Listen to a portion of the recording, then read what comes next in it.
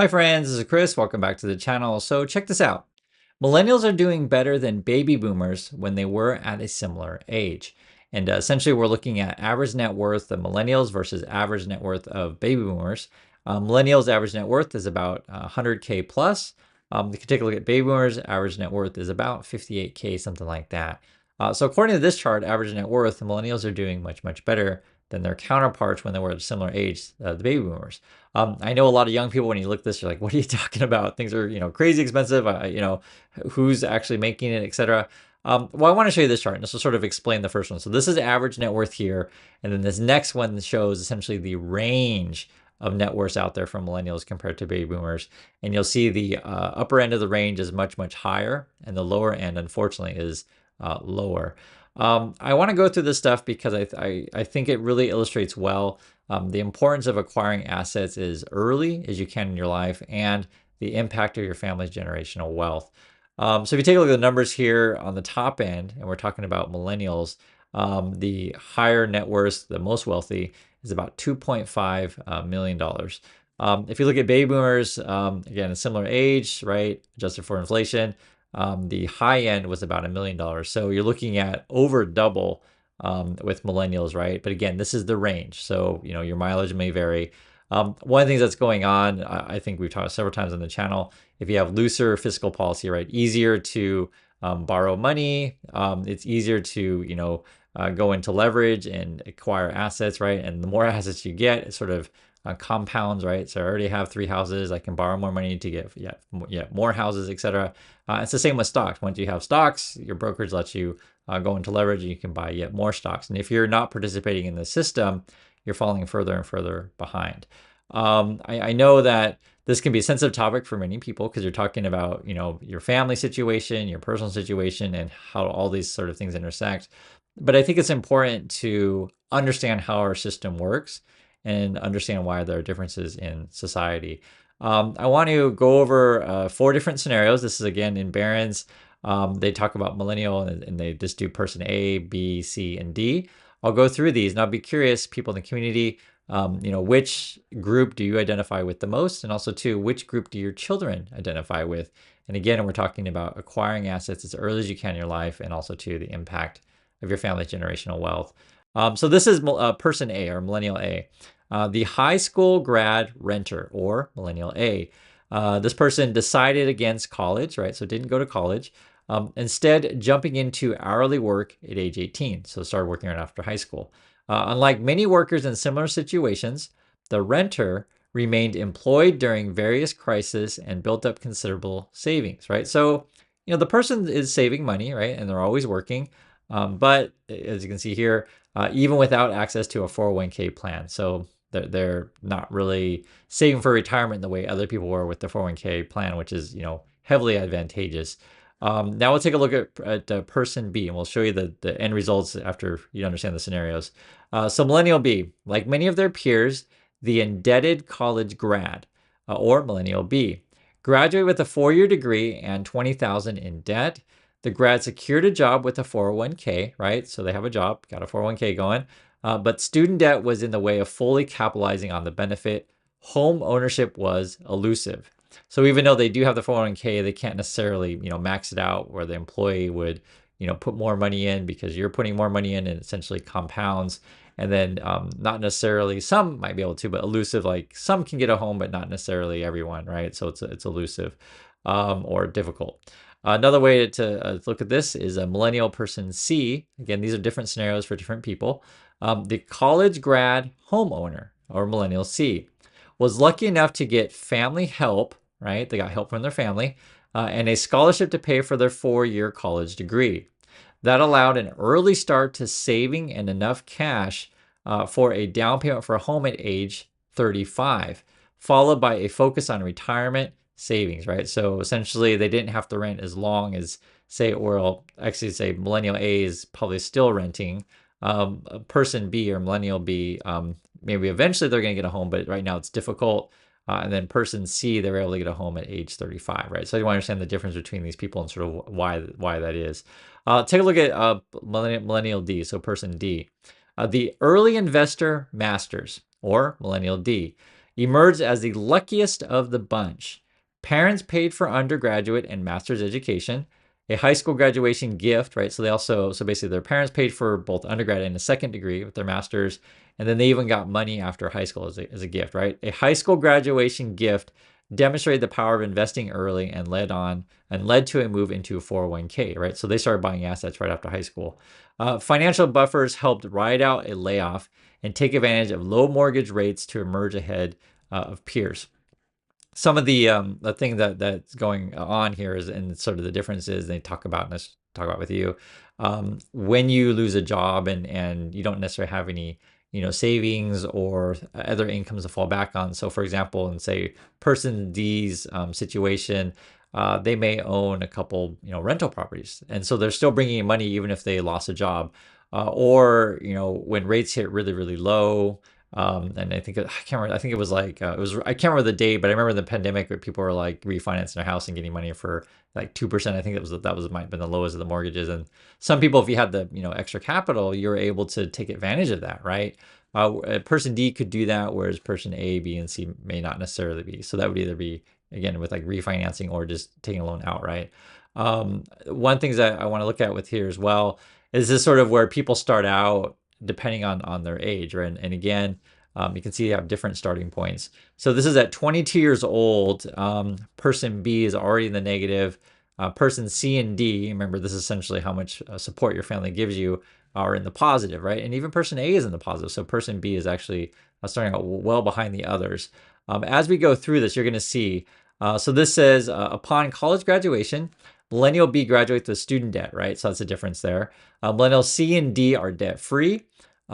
D decide to pursue a master's degree while B and C enter the workforce. So B and C are working, and I think A is already working because there is no college graduation, but their wages are going to be lower than the other groups, right? This is, again, we're going through this so you can kind of see how differences evolve depending on which group you're in. So now we're at 25 years old.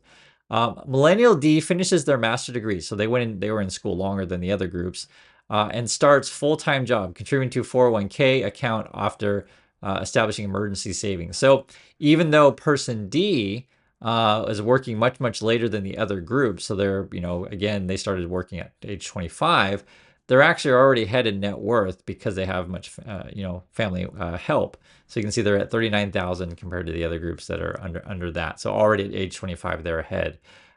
Take a look at this, and just guys, I just want you to see how the differences sort of play out. Now we're talking about age 28. Looks like person B in this situation, age 28, finally got out of debt. You can see that they're starting to build up some net worth. Person A, right, the one who takes our job, is also building up net worth, right? At age 28, Millennial A isn't investing. So even though person A is saving, right, you're doing the right thing, you're not necessarily, I don't think they have access to a 401k, and maybe not necessarily buying stocks or things like that. And I think they're renting and don't have a house. But at age 28, Millennial A isn't investing, yet has built up savings, right? Millennial B is focused on paying off debt, but starts contributing to 401k. So then you can start taking advantage of your employee matching and stuff like that. That's at age 28, and you guys can see it. Just wanting to see how the wealth differences change.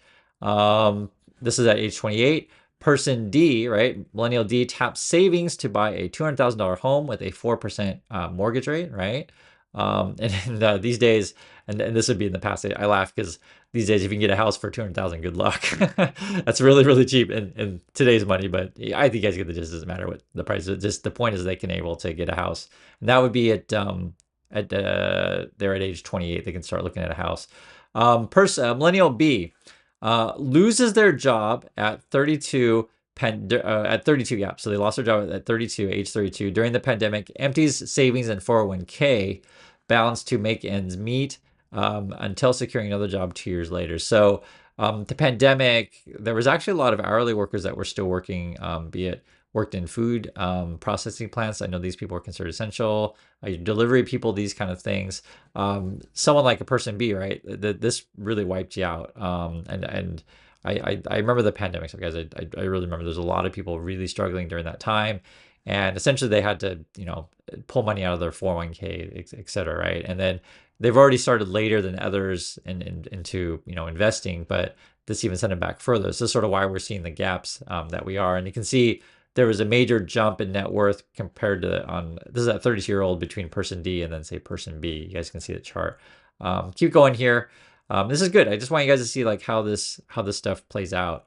In the same year, Millennial D loses a job, so they both lost their job, and gets another within 6 months. So they, it could be family connections that you get a job faster. Maybe they have higher. Actually, not maybe they do have higher skills because they have a master's degree. But remember, they started out in a different position.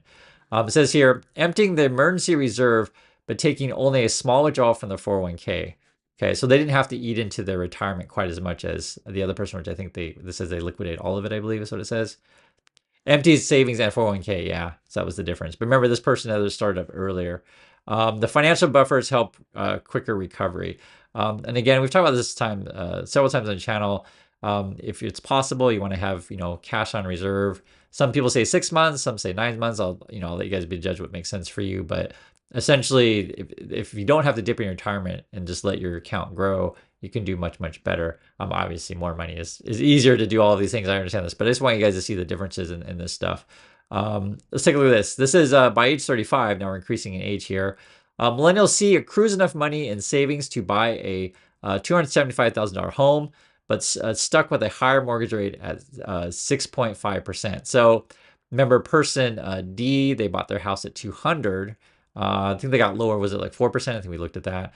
Now person C, they're later in their life. So 7 years later than person D is finally able to get in a home. Now the homes cost more and you have a higher mortgage rate. And again, I'm showing you guys this stuff because I just want to understand the differences in opportunities that people have depending on how much help they got from their parents, how much, generated wealth is passed on through your family.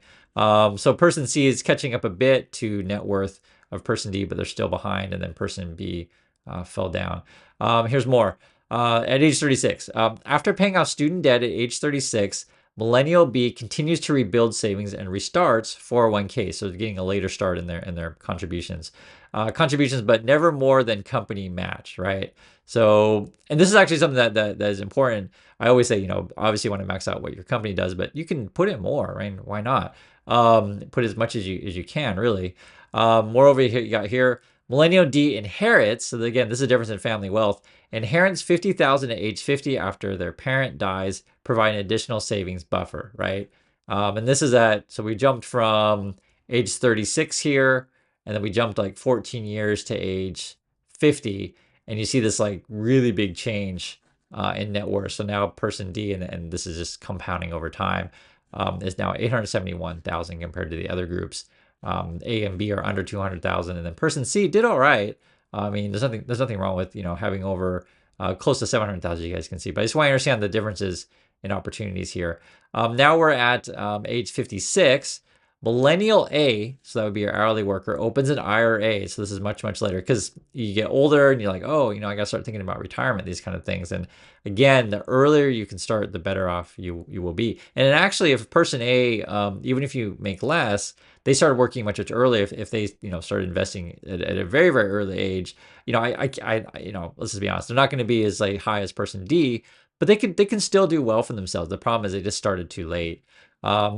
Millennial A opens a IRA, a late entry into. And I want to make this clear. It doesn't mean if you started too late, it doesn't mean you can never invest. I mean, you always want to be saving money and getting your money to work for you. But just understand the differences between people. So I don't want to make it sound like you should never invest. I don't want to make it sound like that. I just should do it as early as you can.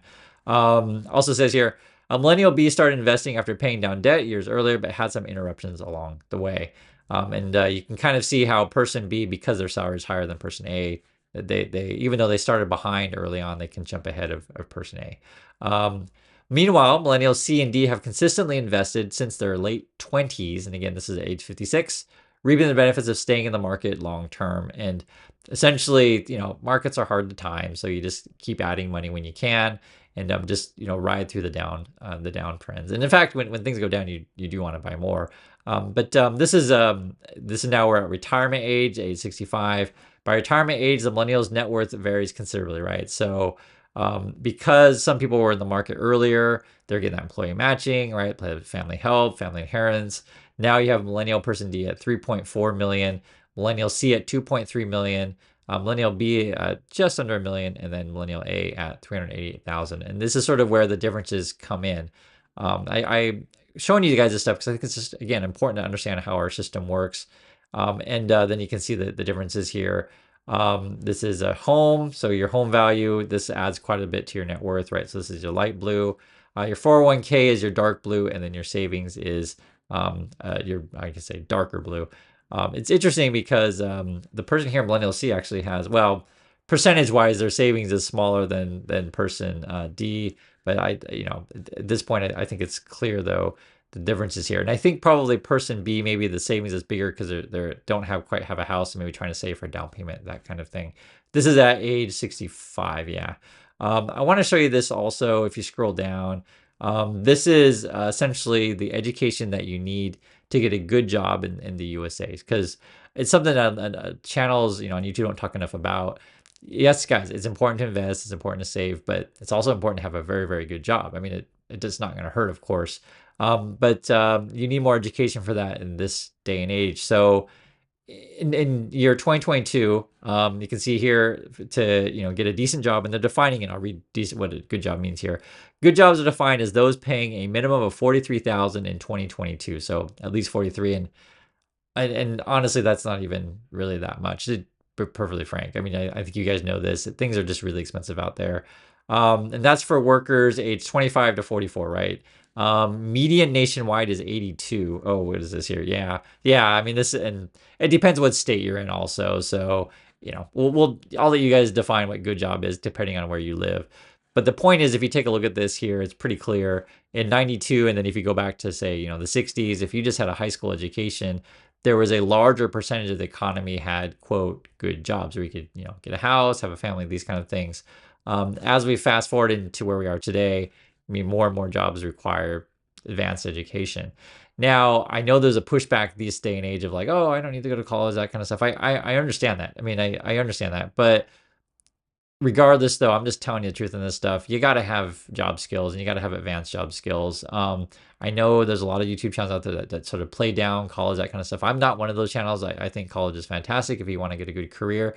I do concede, though, and I completely understand that there are other jobs out there. And I make that really, really clear. Also, I think the trained, what do I want to call it? Kind of like skilled laborers. So it'd be like your electricians, or carpenters, or people who say do car repairs. There's nothing wrong with these kind of jobs. And in fact, that's the community that I came from. That's what I worked, that kind of stuff when I was a kid. I was on a ton of construction sites. You guys don't know, and I talk about this stuff in my book. I picked berries as a kid. Like, I understand, but if we talk about labor jobs, the skilled ones are much better than unskilled. So even like, for example, we were talking about the longshoremen. They actually do okay over there. A lot of those jobs are over 100K, but it's hard to get that kind of stuff in this day and age, and it's just a whole other issue. But if you really do want to ensure yourself, like getting some skills, either, like I said, in that kind of saying, and those are often union jobs, but I know I don't I get more, down the rabbit hole of like which jobs are the best. I would say though, like right now, there's a shortage of nurses and stuff like that. Because I just know for some people, college isn't for them, and I understand that. But I'm also just want to show you and be honest with you about this kind of stuff, because I'm just showing you guys charts on what's considered to be a good job. And but all this stuff plays out together, right? Family help, getting skills, and saving and investing early. So you can see though, and just be honest, the percentage of good jobs if you don't have a college degree is much lower than it was in the past.